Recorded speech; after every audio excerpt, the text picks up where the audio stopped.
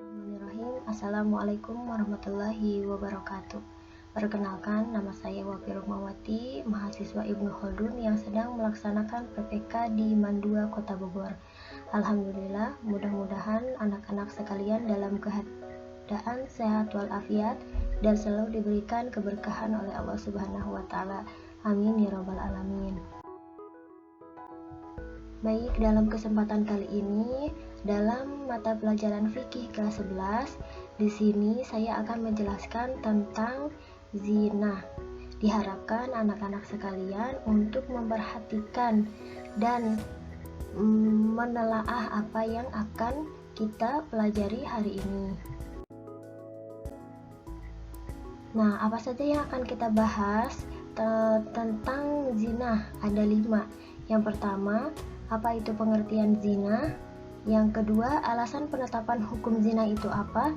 Yang ketiga, status hukum zina itu apa? Yang keempat, macam-macam zina itu ada berapa? Dan yang terakhir, kita akan membahas tentang hikmah diharamkannya zina.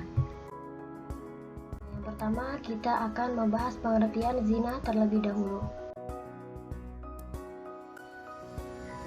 Pengertian zina menurut bahasa artinya berbuat fazir atau persetubuhan, sedangkan menurut istilah, zina adalah hubungan seksual antara laki-laki dan perempuan tanpa ikatan pernikahan yang sah sesuai syariat Islam. Nah, yang kedua, kita akan membahas tentang alasan penetapan hukum zina. Nah, pertanyaannya, adakah larangan zina dan free sex dalam Islam? Nah, dapat kita lihat di Quran surat Al-Isra ayat 32. A'udzubillahi minasyaitonirrajim. Bismillahirrahmanirrahim. Wala taqrabuz zina innahu kana fahisatan wa sa'a sabila. Yang artinya, dan janganlah kalian mendekati zina, sesungguhnya zina itu adalah suatu perbuatan yang keji dan suatu jalan yang buruk. Nah, dapat kita lihat isi kandungan dari Quran surat Al-Isra ayat 32. Yang pertama yaitu larangan mendekati zina. Mendekati saja kita tidak boleh, apalagi kita melakukannya. Yang kedua, isi kandungannya yaitu zina merupakan perbuatan yang sangat keji. Yang ketiga, zina juga merupakan suatu jalan yang sangat buruk.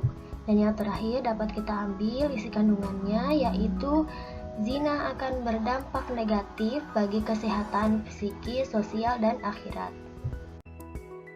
Nah, bagian yang ketiga akan kita bahas tentang dasar penetapan hukum zina.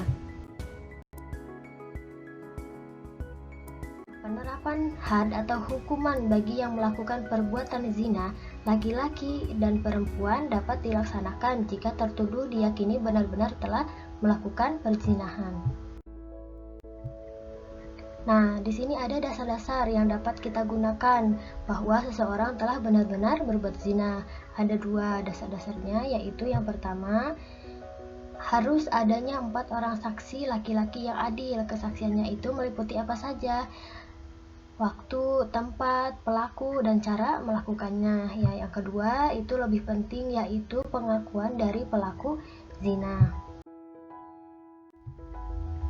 Nah, had atau hukuman zina dapat dijatuhkan terhadap pelakunya jika telah terpenuhi syarat-syarat sebagai berikut. Yang pertama, jadi pelaku zina itu harus sudah baligh dan berakal. Yang kedua, ya perbuatan zina dilakukan tanpa paksaan. Yang ketiga, pelaku zina mengetahui bahwa konsekuensi dari perbuatan zina itu apa. Nah, yang terakhir, telah diyakini bahwa secara syara pelaku tindak zina benar-benar melakukan perbuatan keji tersebut. Nah, bagian yang keempat, di sini ada macam-macam zina dan hadnya. Nah, zina itu dibagi menjadi 2. Yang pertama ada zina muhson. Zina muhson itu apa?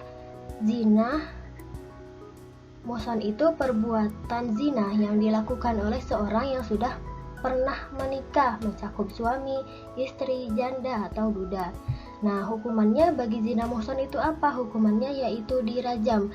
Dirajam itu dikubur hidup-hidup, kecuali kepalanya nanti dilempari batu sampai orang tersebut meninggal.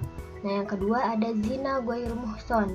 Zina ghair muhsan itu apa? Zina yang dilakukan oleh seseorang yang belum pernah menikah. Nah, hukumannya apa? Hukumannya dicambuk sebanyak 100 kali, baik laki-laki maupun perempuan. Nah, yang terakhir di sini ada hikmah diharamkannya zina. Nah, hikmahnya kita lihat di sini. Hikmahnya yaitu yang pertama, memelihara dan menjaga keturunan dengan baik. Yang kedua, menjaga harga diri dan kehormatan manusia. Yang ketiga, menjaga ketertiban dan keteraturan rumah tangga. Dan yang terakhir, hikmahnya yaitu memunculkan rasa kasih sayang terhadap anak yang dilahirkan dari pernikahan yang sah. Nah, dapat kita ambil kesimpulannya di sini bahwa zina itu adalah hukumnya haram dan dilarang oleh Allah Subhanahu wa Ta'ala. Sudah jelas setelah dalam Quran surat Al-Isra ayat 32. Nah, kurang lebihnya mohon maaf. Mungkin segitu yang bisa saya sampaikan. Wabillahi taufiq wal hidayah, wa ridha wal inayah. Wassalamualaikum warahmatullahi wabarakatuh.